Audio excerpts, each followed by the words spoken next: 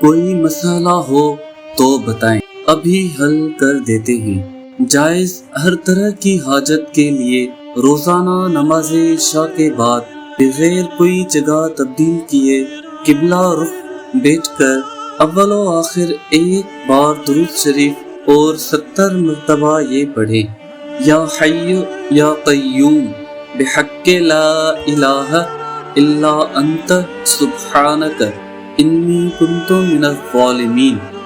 ہر ایک بار پڑھنے کے بعد بارگاہ الہی میں اپنی حاجت بیان کریں۔ اس طرح 70 مرتبہ پڑھیں، 40 دن یہ عمل کریں، انشاءاللہ عز و جل ہر مراد پوری ہوگی۔